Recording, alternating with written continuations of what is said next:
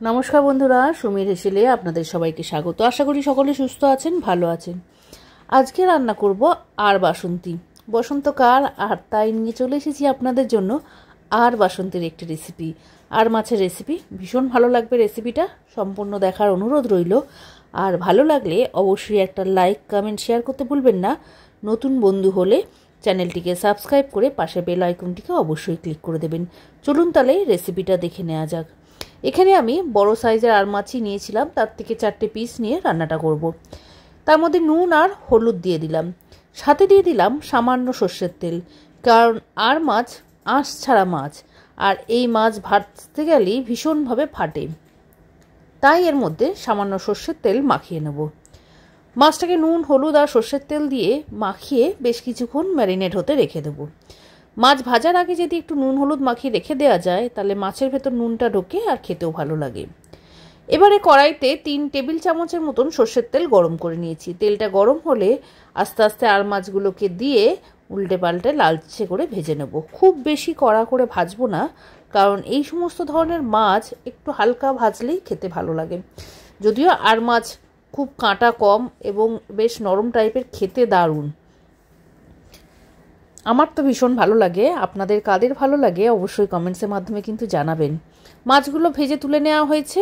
এবারে কড়াইতে যে অবশিষ্ট তেল ছিল সেই তেলের মধ্যেই বাকি রান্নাটা করব। দিয়ে দিচ্ছি হাফ চামচের মতন কালো জিরে, 2টো কাঁচা লঙ্কা। ফোড়নের ভাজা গন্ধ বেরোলে একটা বড় সাইজের পেঁয়াজ কুচি দিয়ে লালচে করে ভেজে নিয়েছি। পেঁয়াজটা হালকা গোল্ডেন ব্রাউন কালার ধরার সাথে সাথে দিয়ে দিয়েছি একটা বড় সাইজের টমেটোটা দিয়েও ভালো করে ভেজে নিয়েছি।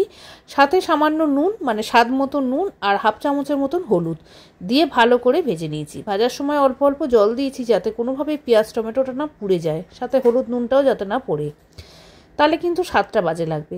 তাই অল্প সামান্য জল দিয়ে ভালো করে মশলাটাকে কষিয়ে নিয়েছি। পেঁয়াজ আর টমেটো যখন ভালোভাবে নরম হয়ে এসেছে, সাথে দিয়ে দিয়েছি 2 টেবিল চামচের মতন সর্ষে বেটে রেখেছিলাম, সেই সর্ষে বাটা দিয়ে ভালো করে মশলাটাকে কষিয়ে নিয়েছি। মশলাটা খুব ভালোভাবে যখন কষানো হয়ে গেছে, এর মধ্যে দিয়ে দিয়েছি পরিমাণ মতন জল। জলটা দিয়ে একটুখানি ফুটতে থাকবে, আর একটু জল আমি দিয়ে দেবো এর মধ্যে, একটু গ্রেভিটা যাতে বেশি পরিমাণে হয়। যাই হোক, জল দিয়ে ভালো করে ঝোলটাকে ফুটিয়ে নেব। একটু ভালোভাবে ফুট ধরলে মাছগুলোকে দিয়ে দেবো। মাছগুলোকে দিয়ে 2-3 মিনিটের মতন আরও ফুটিয়ে নেব, যাতে মাছগুলোর গায়ে ভালো করে ঝোল, তেল, মশলাটা ভালো করে লেগে যায়। মাছগুলোকে একটুখানি উল্টে পাল্টে দেব ঝোলের মধ্যে। এইভাবেই 2-3 মিনিটের মতন ফুটিয়ে নেব। একটু ঝোলটা যখন গাঢ় গাঢ় হয়ে আসবে, সেই অবস্থায় আমি এটাকে নামাবো। আপনারা যে পরিমাণে ঝোল রাখতে চান সেই অনুযায়ী জলটা এখানে অ্যাড করবেন। যদি গ্রেভি শুকনো শুকনো রাখতে চান, তাহলে জলের পরিমাণটা কম দেবেন।